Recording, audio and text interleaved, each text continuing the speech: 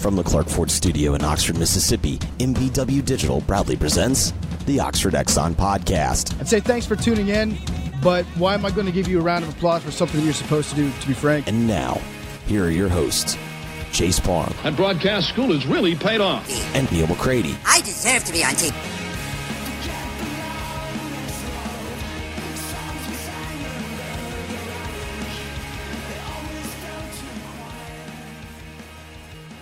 Welcome into this Wednesday edition of the Oxford Exxon Podcast. Chase Parham, Neal McCready, Clark Ford Studio this morning. We're brought to you every single day by the Oxford Exxon. Head on over to Highway 6 West in Oxford. Daiquiris as low as $3.99, as big as 44 ounces if you so wish. The plate lunches, $4.99. You know about that with two sides bread. 32-ounce drinks. You can call ahead or just stop by and pick up the ribs, wet or dry. They'll be waiting on you there at the Oxford Exxon. And again, coming to you from the Clark Ford Studio. We are. Clark Ford is in Amory, Mississippi, 662-257-1900. If you are in the mood for an F-150, you've been thinking about an F-150, you want an F-150, you're curious about an F-150, this is the week to explore an F-150. Move quickly, and you'll get a deal at Clark Ford that no one else can beat. That's just a promise. They've got some on the lot. They need to move them.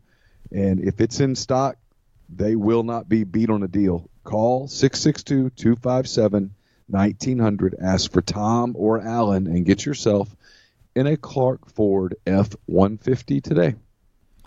So this is right after we got off air yesterday. I guess this popped up. You mentioned it to me right when we were done. Ross Perot passes away at 89. And, you know, for a not even a third party candidate, just an independent, but for a third candidate in an American election may have changed things as much as anybody, because I don't think Bill Clinton's elected if it's not for Ross Perot. Yeah, I agree. We'll probably get some pushback from some people. I think George H.W. Bush was going to win that election. He was a fairly popular president. He was a vice president to a two-term president, so there was a certain amount of Reagan-Bush fatigue at that point. But I think he was going to win. He had the read my lips, no new taxes thing that haunted him. But Perot came in and took, I don't have the numbers in front of me, but 18% of the vote, something like that, that the majority of that would have voted for George H.W. Bush had Perot not been an alternative. I was, I guess, like 8 years old or something. I just remember all the charts and stuff. For some reason, that's the main thing that sticks out in my mind. Yeah, he got 18.9%. It was 43% Clinton, 37.4% Bush, 18.9% Perot. 19 million votes. Yeah. So, you know, Bill Clinton won. It's funny.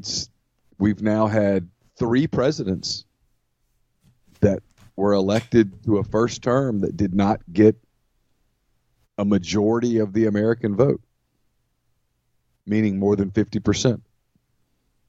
Clinton, George W. Bush, and Donald Trump. That doesn't necessarily bother me, though. No. I know this is not popular. I like the Electoral College. Do you really? I do. Why? Because it's representative. But hey, listen, I'm crazy. I think you should absolutely have to produce an ID to vote. Absolutely. I do. I'm strong on that. I'm not necessarily for or against Electoral College, but I don't necessarily like that essentially 1/8 of the country actually decides the election. Well, but it doesn't really. Well, but it does. Your vote doesn't matter. No, my vote doesn't matter. But we live in an extreme state. There's more swing states than probably get credit for. There's 12 to 15 tops. Yeah. 35 states going in. It doesn't matter whether they vote or not, which hurts voter turnout, which does all those different things. But if you went away from it completely and just went to the popular vote. Yeah.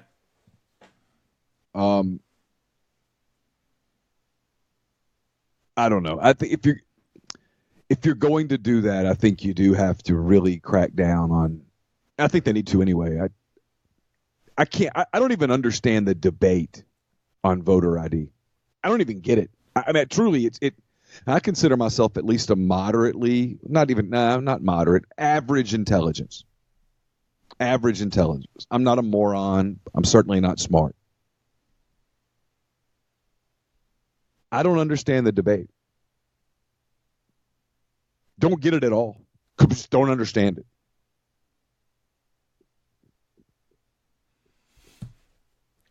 No, I'm for voter ID. I have no problem with that. So I'm scared of a popular vote thing where it just. You think tampering gets increased with popular vote? I do. I think it just gets completely out of control everywhere. Everywhere. I think it would just go bonkers.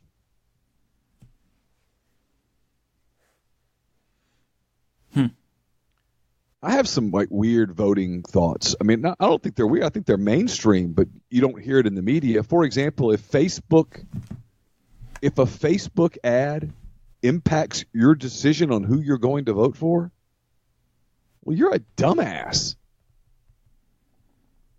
I mean, if that's literally, hey, I saw on Facebook, so that changed my vote. Well, you weren't very convicted in the first place. That's fair. It doesn't. So when they say, well, the Russians got involved in what? In shaping public opinion? I mean, I would venture to guess that happens in every election. And again, this is coming from someone who did not vote for Trump and who almost certainly will not vote for Trump.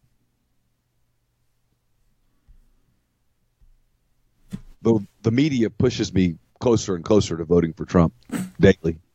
I didn't necessarily think we'd do the first segment on this, but there's nothing going on. So, like the thing yesterday with McConnell and his great grandparents or something. I'm like, come on, is that really a story? Is that really a topic? Are we doing that with everyone?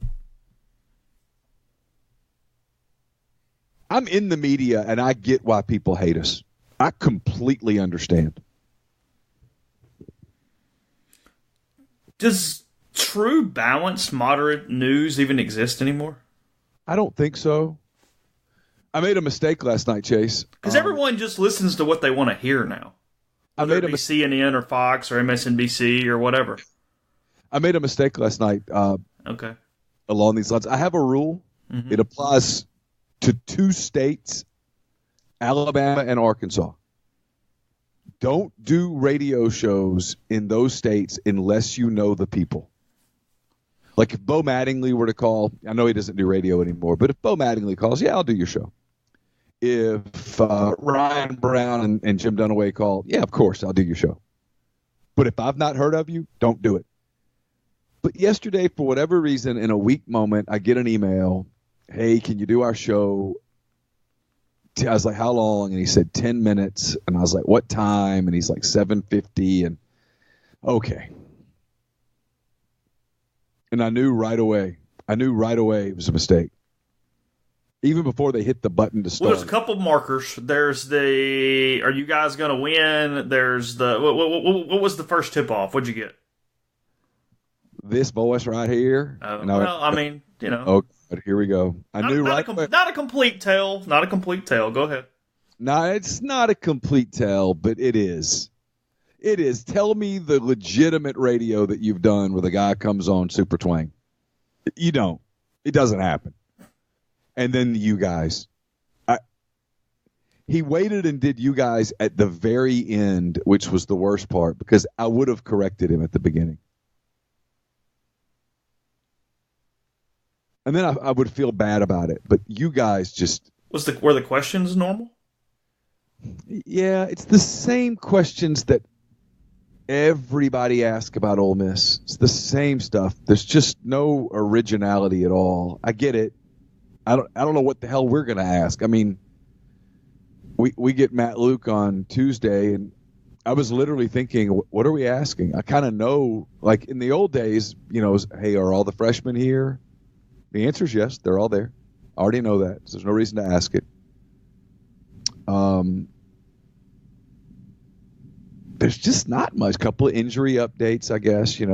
Who's not going to be cleared to go at the start of fall camp, which is still 2.5 weeks away. So he might not even be able to answer that.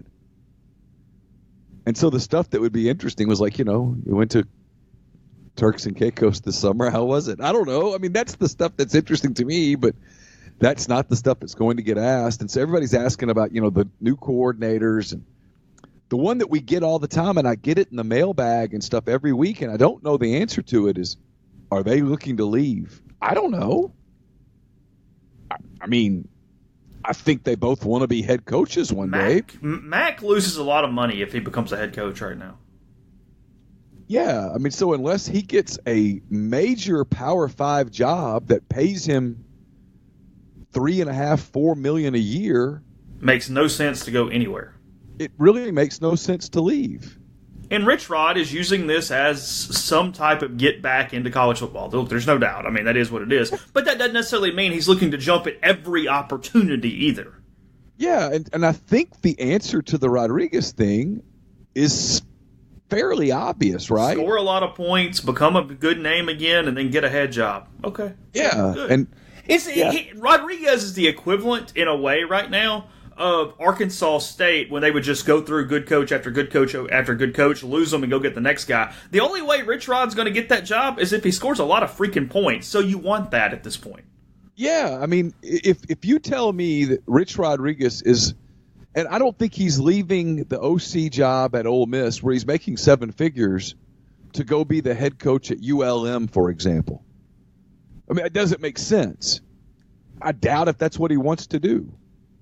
My guess is that he wants another crack at a Power 5 head coaching job.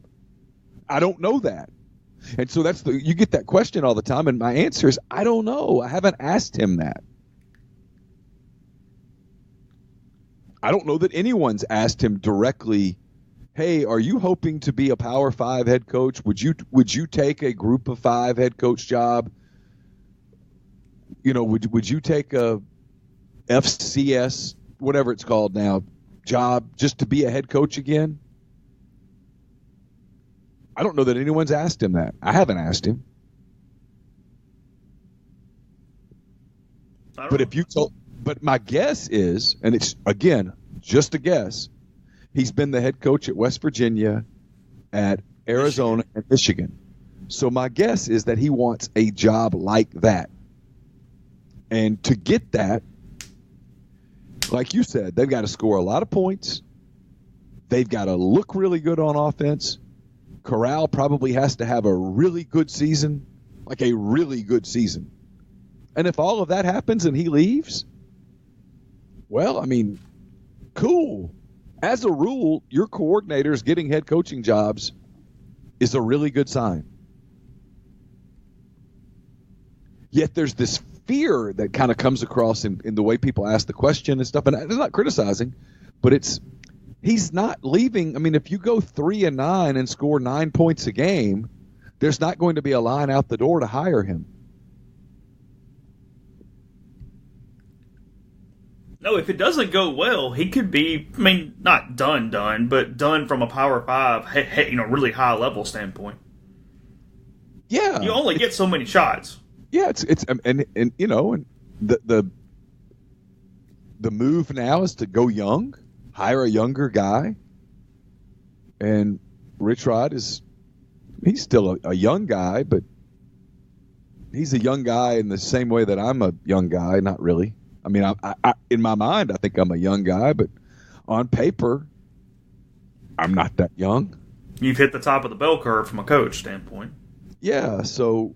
The answer to that question is I don't know. And are these guys looking to leave? Well, I mean, yes and no. But I don't think I don't think Rich Rodriguez gets up every day and goes, okay, what do I have to do today to become the head coach at Michigan State / whatever? I just don't think he thinks like that. And then the other one that gets me is if things don't go well for Matt Luke, would Rich Rodriguez get the job? And it's like, no, wait a minute. Think about that logically.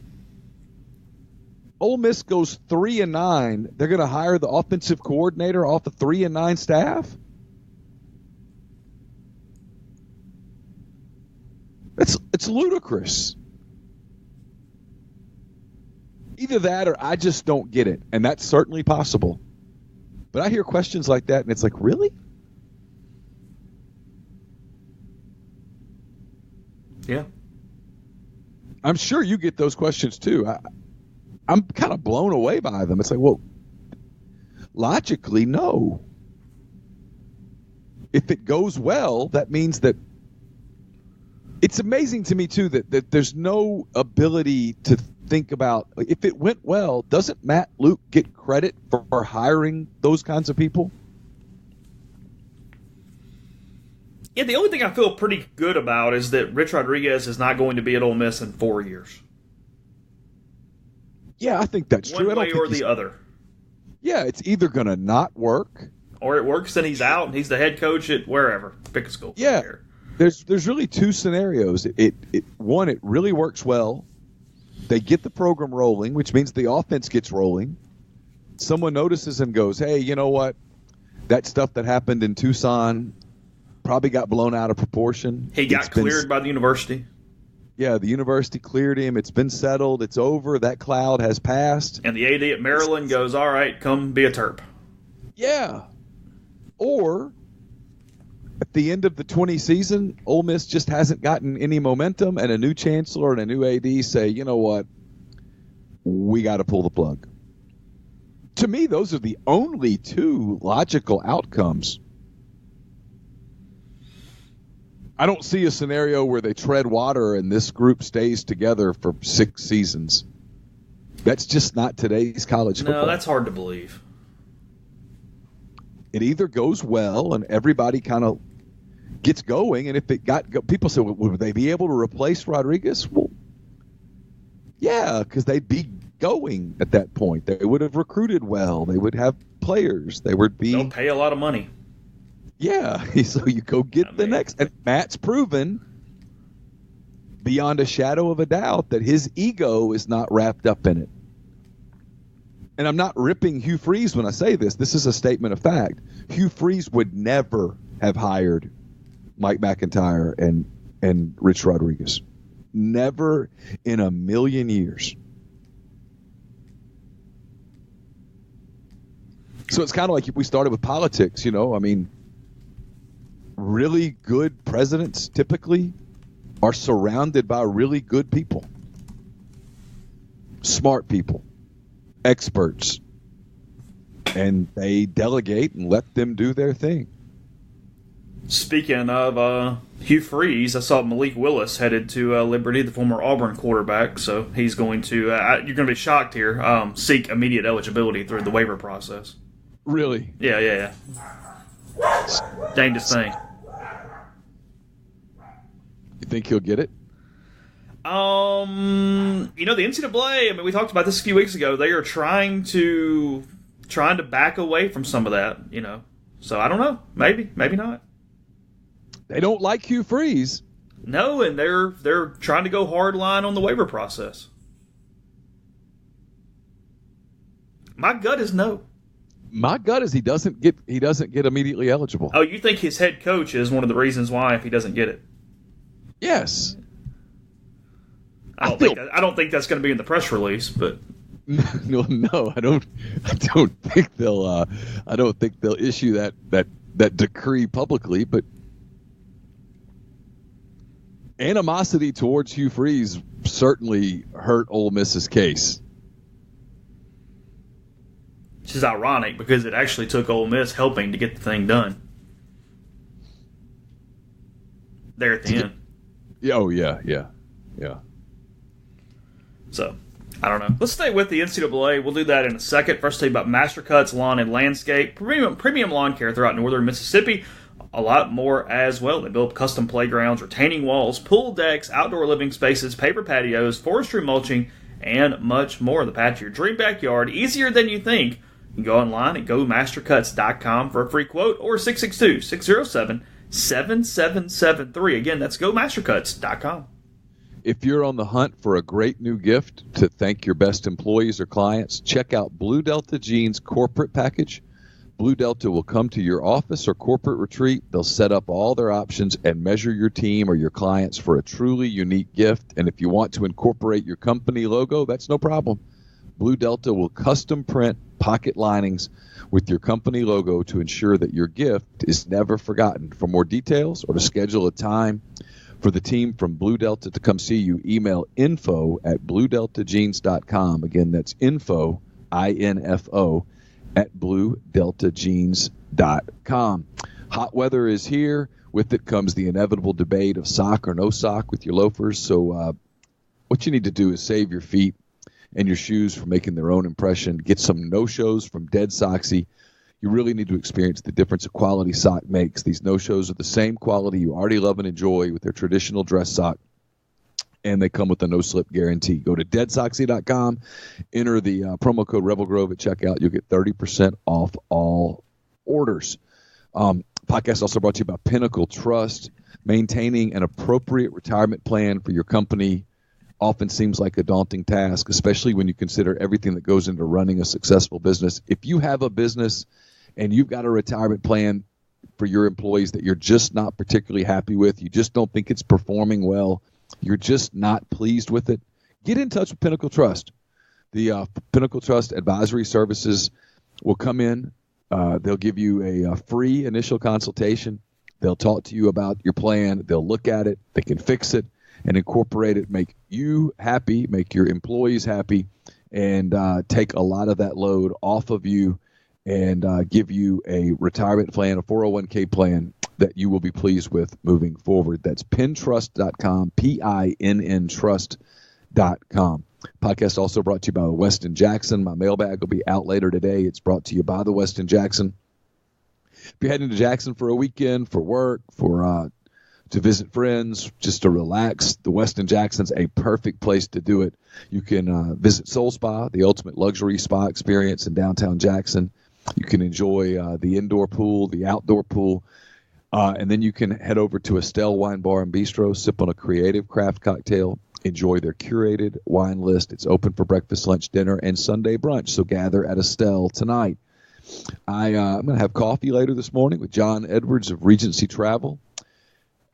Looking forward to that. And if you are in the market for a vacation, not really sure what you want to do, you're thinking about an anniversary trip, you want it to be special, you're thinking about a family cruise or whatnot that you want to be unforgettable, do yourself a favor. At least get in touch with John and let him give you some options before you make a decision. What you do is you give him a call, give him some parameters, give him a budget, and he'll give you options. You don't have to live in or near Memphis to take advantage of his services. 901-494-3387 or jedwards@regencytravel.net. And the podcast brought to you by Grenada Nissan. If you're in the market for a Nissan vehicle, Grenada Nissan's the place to go. They've got a complete selection of new and previously owned Nissan vehicles, great lease deals as well. It's GrenadaNissanUSA.com. So yesterday, another step in the California legislative process as it pertains to the NCAA passed another hurdle. I'll read here. This is from Dan Murphy of ESPN. A California bill that would make it possible for college athletes to profit from the use of his or her name, image, and likeness passed another subcommittee hurdle in the legislative process Tuesday afternoon. As everybody knows, we talked about this a couple weeks ago. The State Assembly's Committee on Higher Education voted 9-0 to move the bill forward, and Chairman Jose Medina called the NCAA's threats and requests to slow down the legislative process during the past couple months, quote, akin to bullying. I don't take too fondly to threats to the state of California, regardless of where they come from, Medina told ESPN on Tuesday evening. The Fair Pay-to-Play Act would prohibit schools in California from taking away scholarships or eligibility from college athletes who use their notoriety to make money. The proposal also allows for athletes to hire an agent or attorney to represent them in business deals without losing their eligibility. Skinner, one of the people who put forward the bill, explained that it would not require schools to pay its players, but instead guarantee players the same rights given to Olympic athletes. The law, if it passed, would not go into effect until 2023. As you can remember, Mark Emmert was very upset about this. He was trying to tell everybody to slow down and not do it, and he basically threatened that they would potentially lose postseason eligibility or eligibility in general should they go for it. And then one of the Los Angeles Chargers offensive lineman Russell Okung says that why does a free market system work for everyone but the student athlete? It's about basic civil liberties and repressive measures that still exist today. So it's a fair. Okung was the guy that played at Oklahoma State, right? I think that is correct, right? I don't know. I'll look it up. Go ahead. Okay. He's right. I've been saying this for a long time. I feel like Oklahoma State, you're right. I've been on this train for a long time.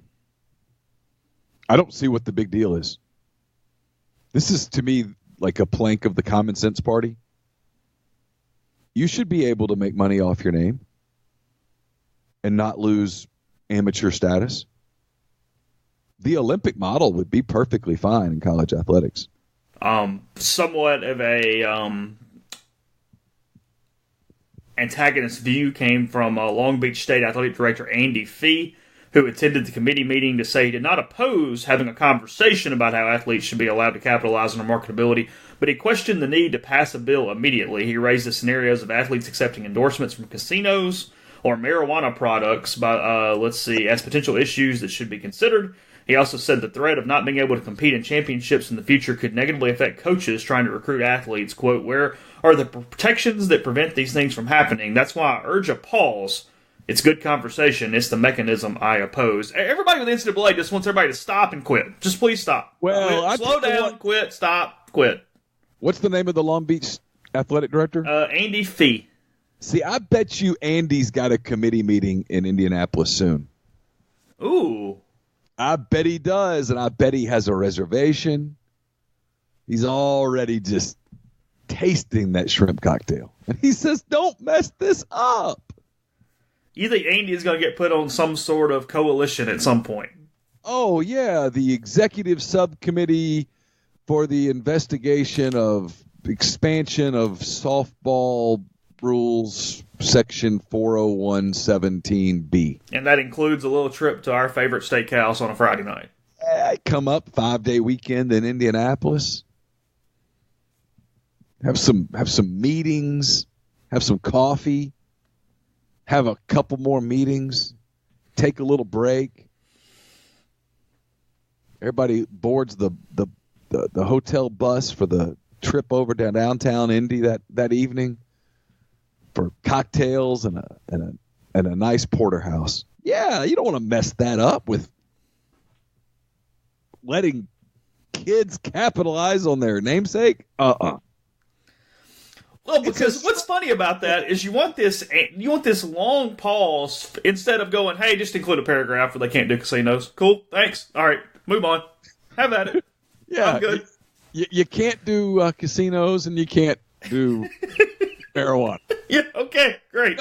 Hey, you can do car dealerships. Yeah, mattress companies. Have at it. I don't know. Jewelry companies. Whatever. No casinos. Now, the NCAA reserves the right to do some stuff with casinos, but you can't. How far does the NCAA push this if it keeps going? See, I got this question in a mailbag the other day, and it made me think. I don't think they are going to relinquish any part of the rope. So you think they are going to make a team ineligible in 2023 should this continue on? Yes. I think their grip is as tight on that rope right now as it could possibly be. Like the knuckles. But it's playing chicken. California gets one or two more states in with it, and the NCAA has to stop. That's the key here. Chase, I taped a beer garden yesterday with Ryan Brown. We talked about beer sales. All right. Okay? Yeah. Think about this real quick. Yep. This is college athletics. You would make money selling beer in stadiums. All day. And most SEC teams are like, I don't know. Not going to do it. Everybody's having to talk about it except for A&M so far. And I'm sure LSU, but I haven't heard that. I'm not sure LSU's going to do it. So A&M's the only one that said, yeah, we're good to go. Yeah. I mean, Auburn's not doing it because a bunch of old alums don't want it. Don't want to upset anybody. Georgia being very selective whenever they do it. State's been against it. Yeah, State's, this doesn't reflect on the way that our image. I mean, I know the reason I think it's not happening at Ole Miss. Not going to say it out loud because it'll upset a lot of people, but I think I know why. And it's insane.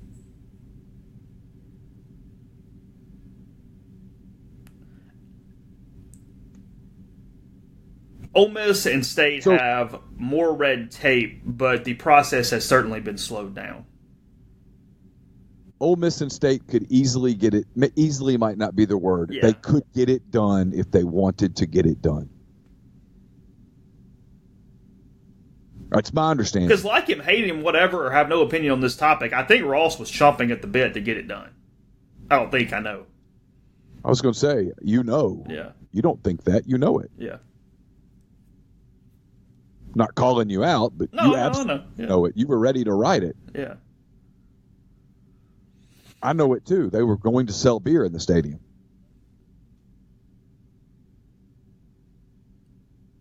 Your point being, everybody very careful to upset apple carts. Yes, and if Georgia and Texas got in with California, it'd be more than the NCAA could overcome. But getting those in's a whole other argument. Yeah. I don't think that's going to happen. But that's all it would take. Two other major states. It's all it would take, but I think in that sentence the word "all" is italicized, bolded. Yeah. Underlined, capitalized. It's a lot. That's true. I mean, if Bernie Sanders wins Texas, Alabama, and Mississippi, he's in good shape. Now, go do that. Good luck.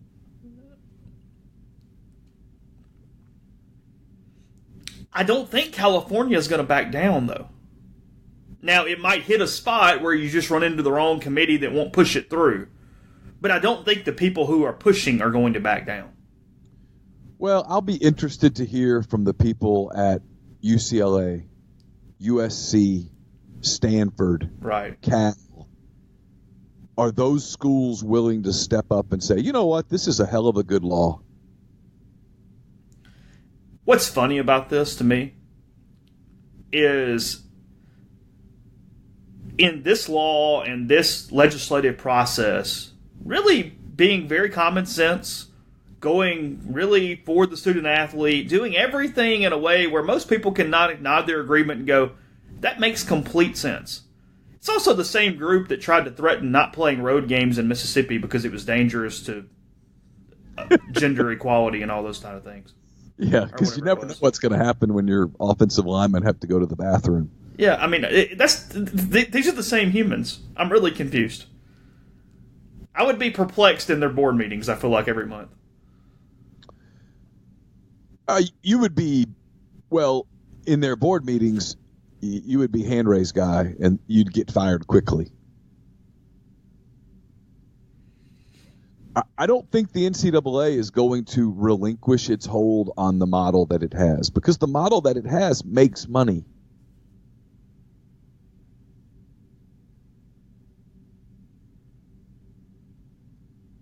I agree. There's no sign that they're willing to give an inch, because I think they view it as, if we give an inch, you're going to ask for 2 inches. That's what she said. I went ahead and got it out of the way. They're going to ask for a mile, and then another mile, and then another mile. And that's the way they view it, and they're probably right. The only way that this conversation, this is my opinion, the only way that this conversation ever gets serious is NCAA tournament round of 32, North Carolina versus Oregon, and neither team will play. The two teams won't take the floor. And we're so far away from that. Yeah, and I just don't see that happening. I don't see that happening. Something like that happened, it becomes a major national story. The Sugar Bowl, Georgia versus Virginia Tech. I don't know, whoever. Yeah, Texas, who cares? Yeah, Georgia versus Texas, and the two teams won't take the field at game time. They go out for warm-ups, and when it comes time to take the field, they say nope. Kirby Smart and Tom Herman go, hey, I support my players and their ability to get paid. Yeah.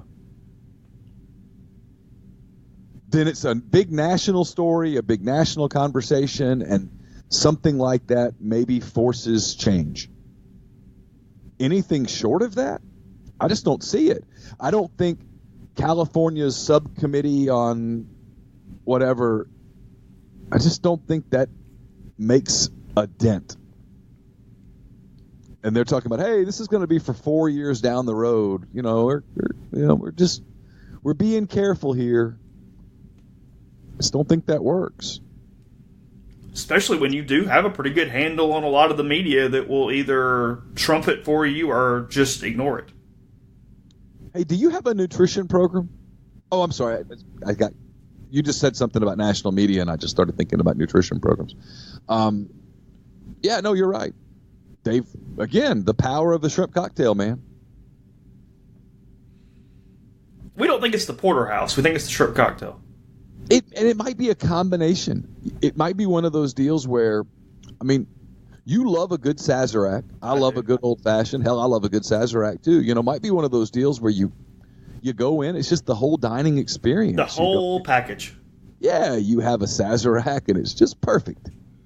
And then you have your shrimp cocktail, and it kind of sets your palate on fire a little. Cocktail sauce has got a lot of horseradish in it, the right amount of spice. Yeah, and you follow that up with just a really nice mouth-watering something. Yeah, like a nice Malbec and a just a fantastically grilled fillet or strip, whatever it is that you want, and some creamed broccoli. I don't know. I've never been. Creamed broccoli. Is that a thing? Huh? Is creamed broccoli a thing? I meant cream spinach, but maybe it's creamed broccoli. Hell, I don't know. God. Who knows? I've never been to. I don't see you being a big creamed vegetable human. No, I'm not. I don't like it at all. I had some roasted broccoli last night. It was pretty good. Man, broccoli, pretty good's hard with broccoli. I'm like, I don't have this phobia of it, but yeah, I don't know that I ever go good cook either. It too long. You got to cook it long enough for it to get roasted, but you got to get it out of there. It's fine. It's fine. I mean, broccoli's fine. Yeah, I'm not. Like, you can doctor up almost anything else. You can doctor up a Brussels sprout. You can doctor up a lot of the vegetables that people hate on or get bad raps. You don't really doctor up broccoli unless you cover it in cheese. Then you're just having cheese.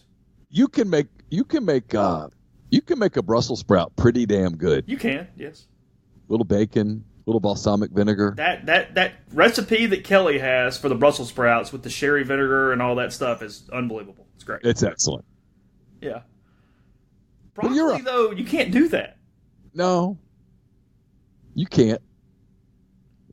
But it's okay. I mean, if you're on a day when, like last night, I'm just eating for fuel, man, not for enjoyment. If I have broccoli on my plate, I eat it all immediately as soon as I sit down to get it over with. That's like when you were a kid. It is. I will do it to this day. If there's broccoli on the plate, I won't complain. I'll eat it, but I will scarf it all down immediately first. It's gone, and then I'll have the rest of my meal. You're not getting up from this table until you eat your broccoli. Okay. So the best thing you can do is go ahead and get it over with. Yeah, knock it out. I do. I don't have it doesn't bother me if some food touches another food or any of that stuff, but I will go ahead and knock all the broccoli out of the way. What was the one food that you couldn't get up from the table until you ate it that you dreaded? I think I must have had a pushover mother a little bit because I don't know that I got a ton of that. I think I could kind of dictate my own plate to a certain extent. I did like vegetables a lot more when I was a kid than now. I've had to kind of make myself get back into vegetables a little bit because I had a couple decades there where it was pretty much meat and potatoes. But I'm better. I'm better. I'm allergic to tomatoes, so that takes a lot of out. Yeah. fresh tomatoes, not cooked. I eat tons of marinara and stuff. Broccoli's always been the palatable one that I would get if I had a choice. What about cauliflower? I do like, now you got to doctor it up with garlic, and you don't have to be butter, don't have to make it unhealthy, but you got to really go heavy on garlic. I do kind of like mashed cauliflower, where you make it act like mashed potatoes. Yeah, for sure. I do. That's actually one of my favorite things. I don't mind that at all. It's a great substitute for potatoes. It has no bad taste, but I'll tell you the thing that I avoid now is zucchini and squash. And I don't have really a reason for it. I don't hate it, but it just, I have no palate for it, really. Laura likes zucchini and squash, and she'll get me to grill it and stuff. And every time I do it, I look at it when I'm getting it off the grill and think, I'm not eating it. There's no chance in hell I'd eat that. Why? It doesn't really have a taste. It looks, even when you cook it right, when you take it off, it looks so mushy on the inside. And I just, yeah, we just cut it up into thin kind of medallion like circles or whatever, and then just roast it with stuff. Yeah, she does that a lot too. It's just not my thing. I think the answer though that you were getting at is spinach, any kind of spinach. And I will eat a spinach salad now as I've gotten older, but when I was younger, no. I like spinach uncooked. Do you really just eat spinach? Just eat spinach. I'm not crazy about it, like sautéed or whatever. It's not my thing. Well, not creamed for sure. I will not touch creamed spinach. Oh, no. So, all right. Now that we've gotten the culinary part of the podcast out of the way, I'll tell you about Community Mortgage, Oxford, Memphis, Soto County, and Chattanooga. Underwriting and processing is done in Memphis. You're getting local underwriting. Understands your market, good leader in condo financing in Oxford, and interest rates are down. They're the lowest they've been in about 2 years. So maybe it's time to refinance. Maybe it's time to purchase if you've bought in that period of time. Jason can help you. 662-234-2704 or JLOWE@communitymtg.com. Sorry, man. The podcast also brought to you by Harry Alexander.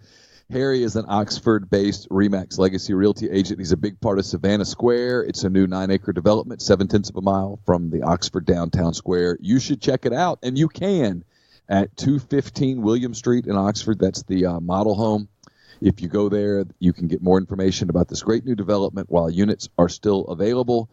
They have wonderful layouts, impeccable finishes. You can see those at the model as well. SavannahSquareOxford.com, or give Harry a text or call at 662-801-5621.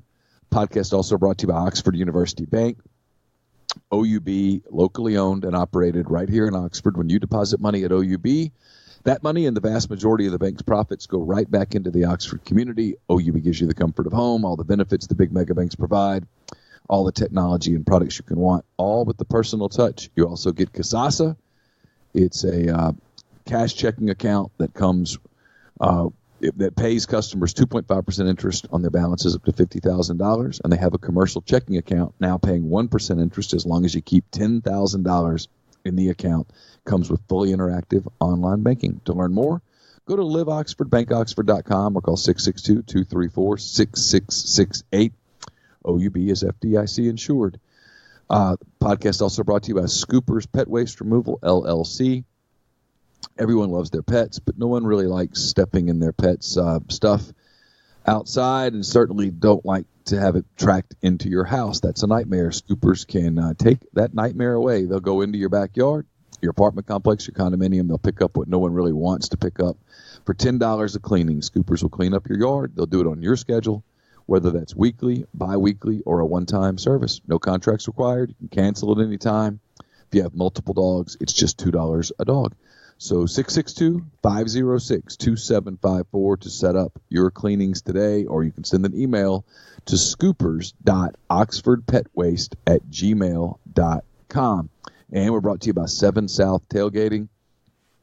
7 South offers packages for any budget, any party size, and any number of games needed. Whether you're coming to one game, all 7, or somewhere in between, they can build a tailgating package to suit your needs and your budget.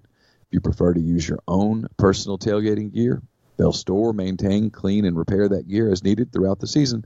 And if you prefer to rent some or all of the gear from 7 South, they offer many colors, types, and sizes to choose from. Call or go online today for a detailed quote customized to your specific needs. It is 7southtailgating.com or 662-321-1682. Podcast also brought to you by G&M Pharmacy. They're on South Lamar in Oxford. They deliver local to your home or workplace in the Oxford area. 662-236-2222 is the phone number. You can also go to gandmpharmacy.com. They hit the product request, and you can get the sildenafil we've been telling you about. You can do it without talking to a soul. They can be discreet if needed. And if you're in need of a compound cream for multiple different things, they offer that. They're one of the few pharmacies in the area that will do it. Everything from erectile dysfunction, as mentioned, to Phenergan gel for nausea and vomiting. They have compound creams for acne, eczema, and other skin conditions, and much more. So again, just find out what they're about or to transfer your medication. 662-236-2222. We joked about yesterday, the MLB All-Star Game and the introductions that we liked as a kid. I forgot about it. I clicked it over, and I just missed them. And I actually had a little sadness. Even last night, I sort of wanted to watch the introductions, and I turned it on probably 5 minutes too late. Yeah, I got lucky. I thought the introductions wouldn't start until 7, and so I was trying to squeeze a Peloton ride in before that, and the TV was on in the background, and I looked up, and I'm like, oh, my God, they're introducing the players. And so I got to see it. I watched the first 3 innings. And then I watched the introductions. I like that they tried things. They mic'd up Freddie Freeman last night for the game. They should do that in real play, but it would, A, be more boring, and B, the players wouldn't be as eager to do it in a real game. Freeman was funny. He was making jokes. He and Verlander were cutting up in the first inning. They had, I thought I saw when because Carson went to watch, they had Francisco Lindor mic'd up during an inning. Okay. I didn't see that, but sure. It's a good idea. Mike Trout wore number 45 for Tyler Skaggs. I saw that. They booed all the Cubs, and the Cubs seemed to enjoy being booed in Cleveland. It's about the extent of my observations. All the Cubs got booed. Yeah, they booed. Chris Bryant was a reserve. They booed him. They booed Baez? So when Baez was introduced, he was hitting second and starting for the National League. So when he got introduced, he egged the boos on, which was, Javi being Javi. Step into it, might as well. Yeah, you might as well. And like Wilson Contreras said, he's like, they can boo me all they want. I've got the ring. And at the end of the day, that's scoreboard. Right?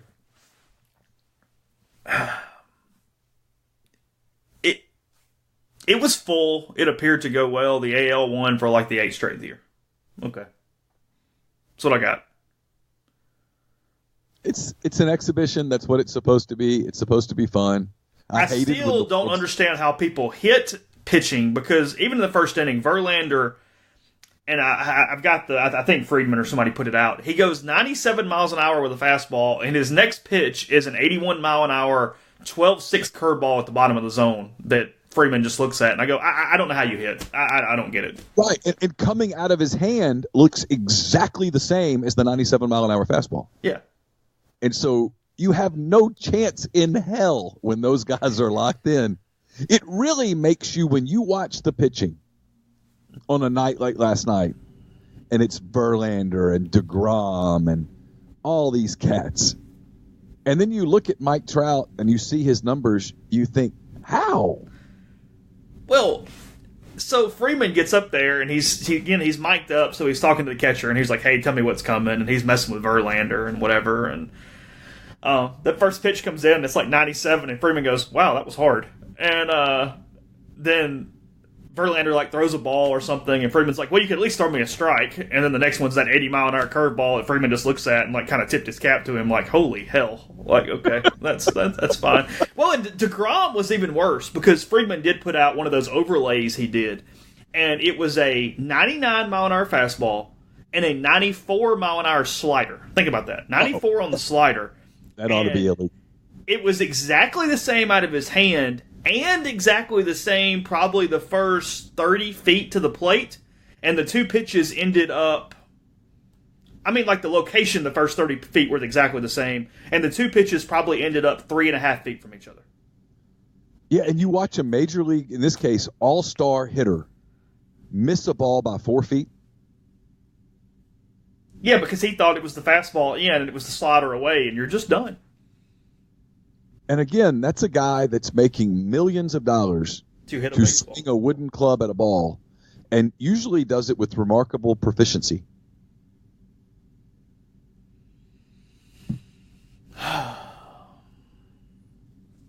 I don't know how they hit the elite guys. I really don't. When a DeGrom is on, I just don't know how anyone ever makes. The answer is, what the key is when he does make a mistake, you have to hit it. Yeah, that's it. And you have to look for one specific thing.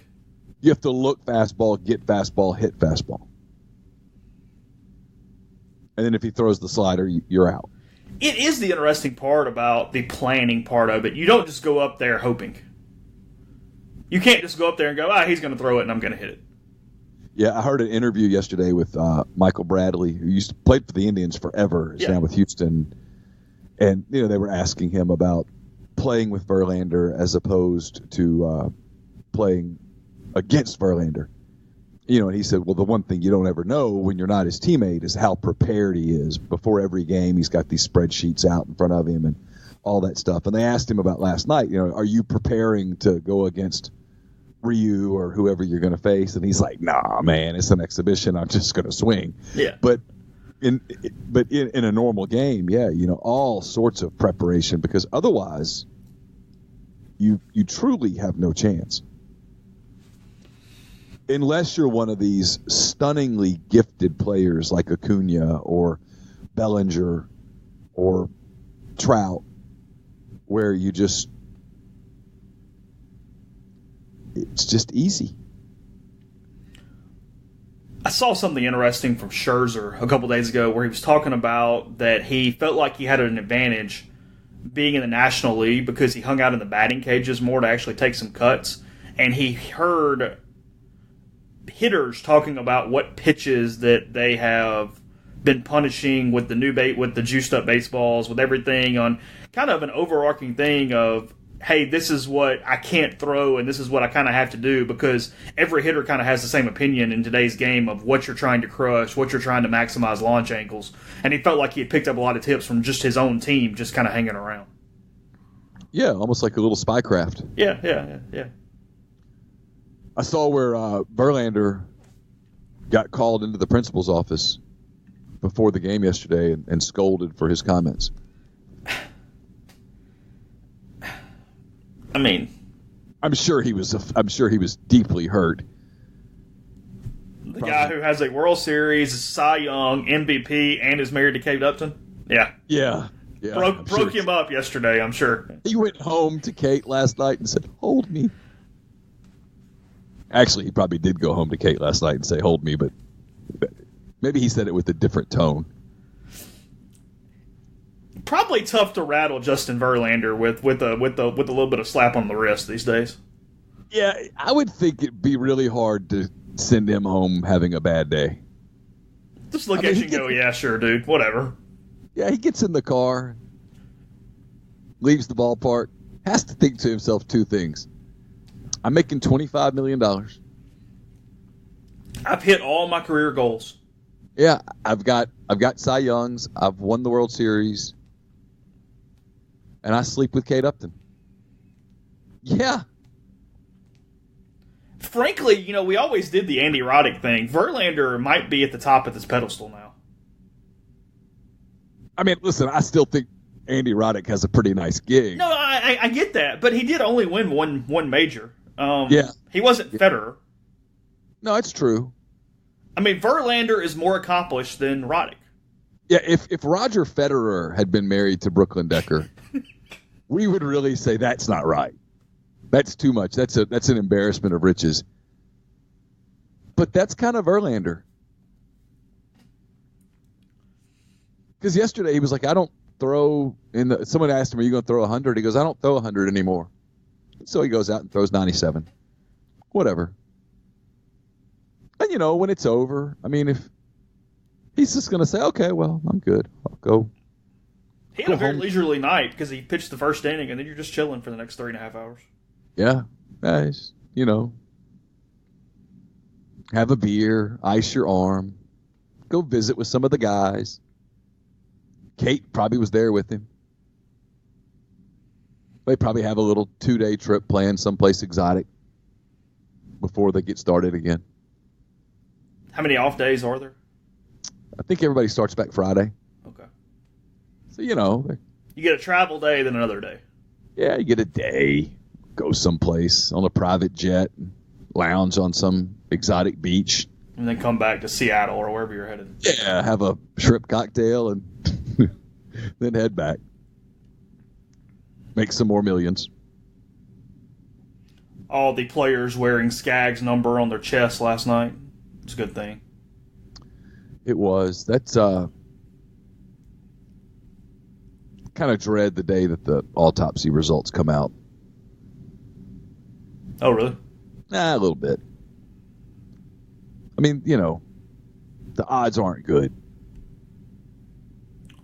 How long does that typically take?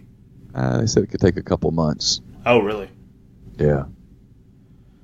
I'm not an NBA guy, as you know, but this headline, while completely accurate, comes off as a little misleading to me. This is on ESPN, as I'm just kind of scanning the page. Sources, Warriors waive 3-time champ Livingston. Okay. But, really?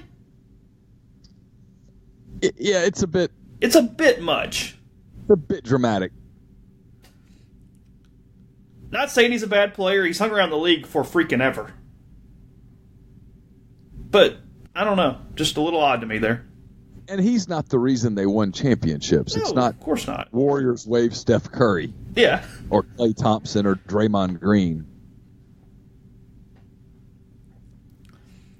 I mean, you or I could have been the last dude on the bench and won some titles. I tell you that my pet peeve right now, speaking of NBA, is watching people do, even some media people, do the trade machine thing for Westbrook trades. And it's like they get the Thunder getting back nothing except like 3 old dudes. And it's like, they're not going to do that trade. It might clear the trade machine, but that's not what they're doing. The amount of people who don't understand the mechanisms of a rebuild. The NBA is really difficult in some ways to do that, and I don't envy their capologist. It's so complicated with the different ways that you have to build a roster from a money standpoint that it is really hard for the average person to follow. Yeah, it's very complicated. The Thunder are going to do one of 2 deals for Westbrook. I mean, this is a paragraph in this Livingston story, which is just telling you that a dude who's been playing for the Warriors for a while has got cut and he's trying to find another team. He'll be 34 before the start of next season. He's been around like 16 years. This paragraph is in this. The Warriors will use the waive and stretch provision to spread the $2 million guarantee on Livingston's $7.7 million salary for 2019-2020 over 3 seasons, sources told Bobby Marks. The waive and stretch, spreading $666,000 for 3 years, keeps Golden State slightly under the $138.9 million tax apron. That's incredibly confusing to someone who doesn't follow the NBA. Oh, yeah. Well, I follow the NBA, and one of the people that I follow is John Hamm, who is an expert on the cap, and I still get confused. And then you have trade exceptions. Those are the most confusing things in the world. You can, if you have a trade exception, you can make a trade that uses the trade exception, and that doesn't count against the cap because you had an exception.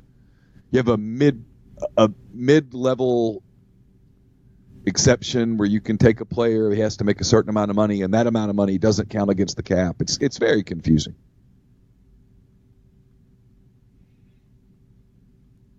But the people that think that the Thunder are going to take back Goran Dragic don't understand the dynamics of the NBA at all.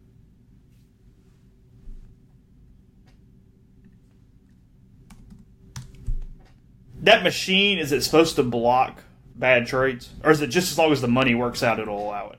Yeah, it's just the money. And so everyone's trying to put a 3 or 4 team trade together so that either Kevin Love goes with Russell Westbrook to Miami, for example. And if the Thunder do that particular trade, they're not taking back J.R. Smith and a bunch of dudes and keeping their tax burden where it is. They're going to dump those guys on some team that has room to take on expiring contracts. And if they do a deal with Cleveland, well, they're doing a deal for Darius Garland. If they do a deal with Miami, they're doing a deal for Tyler Hero. Period. And the people that can't understand that, it's like, I don't understand why you can't get that. Ole Miss released the rest of its non-conference basketball schedule yesterday. Let's see, you already had the home schedule. The road schedule pretty good though. At Memphis, November 23rd. That is an off weekend for Ole Miss football. So at Memphis on that Friday or Saturday or whatever it is, and then okay, and then right after that, the NIT tip-off in Brooklyn. Ole Miss will play 2 of Penn State, Oklahoma State, and Syracuse. Butler is at home on December 3rd, just kind of pointing that back out. And then Southeastern Louisiana will be the Jackson game. They did that last year, actually, against the Lions then as well. That is December 21st, and then they close non-conference play with that trip to Wichita State. That is on January 4th, as the 4 teams who did not make the SEC Big 12 Challenge will play an American Conference team this time around. I believe Cincinnati, Memphis, and Wichita are 3 of them, and I don't remember the 4th. So. It's a solid schedule. It's fine. It's not great. It's road heavy, but it's fine. And if they win enough in the league and everybody else wins in the league, they'll be okay. It'll work out. Yep. So, let's see. All right, we'll have Jeffrey tomorrow. We will have a probably some questions, some type of mailbag, Fire Away Friday kind of thing to the rest of the week. We'll see what you guys have because it is the couple slow weeks before things get going. Media Day is a few days away, and at least we'll give some content. We'll do our best to get opinions of media covering other teams and whatnot. So head on over to rebelgrove.com, and then we will talk to you tomorrow.